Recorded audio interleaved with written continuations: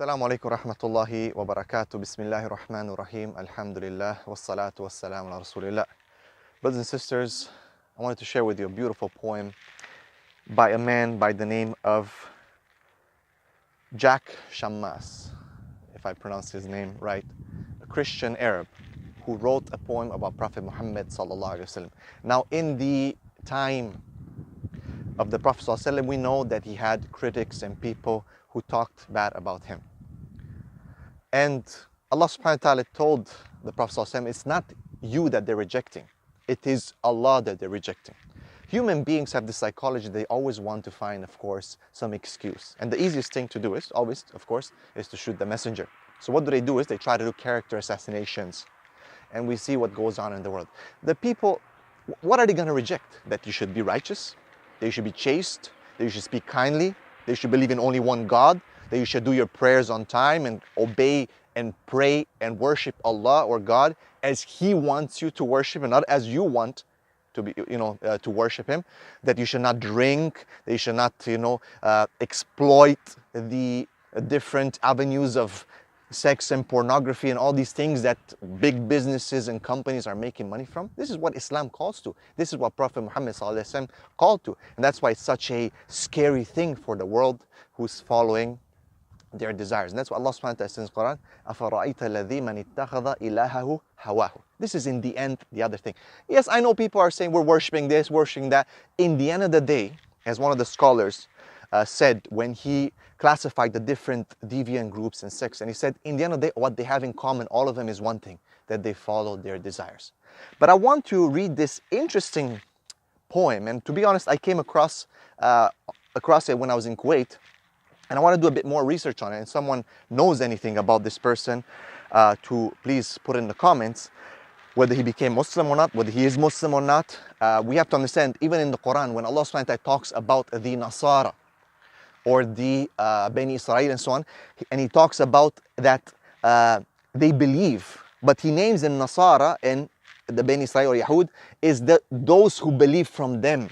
Okay, it's not that they're Nasara and Yahud and khalas, they're okay, everyone's fine, we're all holding hands and we're just fine, everyone's going to Jannah. No. It's saying that these groups, and he names the groups to make the distinction, and then he says that they believe. مَنْ كَانَ يُؤْمِنُ بِاللَّهِ وَالْيَوْمِ الْآخِرِ. Allah subhanahu wa ta'ala specifies those who believe in Allah subhanahu wa ta'ala and the day of judgment. Okay, so let us read this beautiful poem, inshallah, about Prophet Muhammad sallallahu alaihi wasallam. I was headed towards the spiritual messenger, Taha, and the Christian poet respects Taha. O seal of the prophets, who is characterized by righteousness, you are an honorable and remarkable messenger. A pure and heavenly doctrine was revealed to you, deeply meaningful.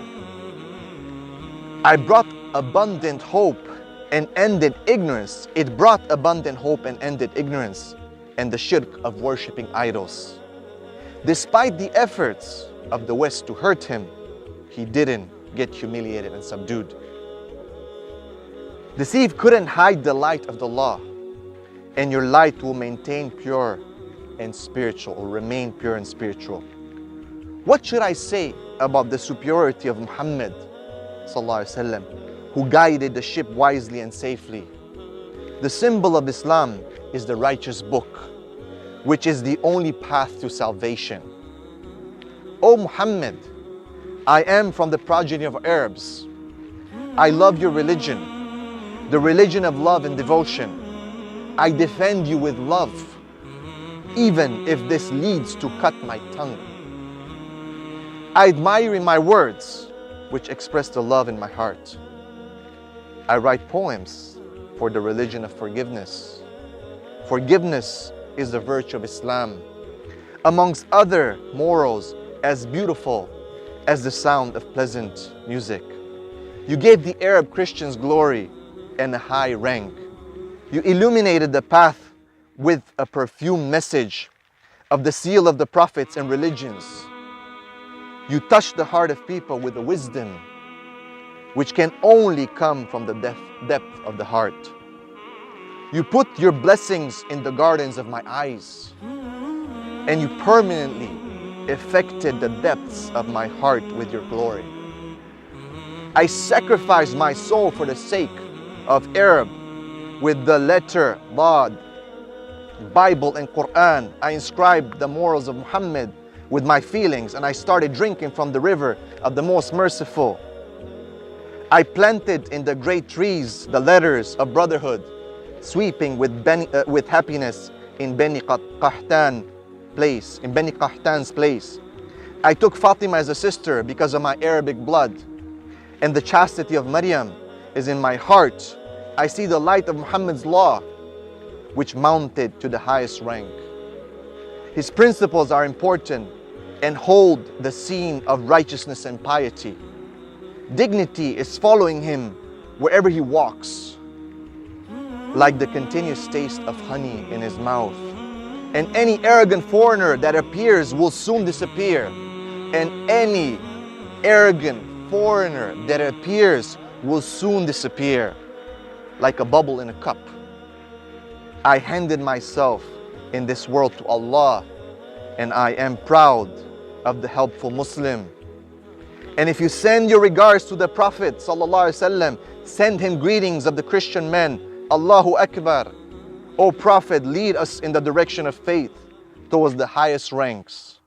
Al-Aqsa was beautified with the souls of the Mujahid, and Jerusalem has been made into a beautiful, safe fort. I give Arabs my will, and after my death, remember my address. If my address is forgotten, remember I am a poet who loves palm trees and Suratul Insan.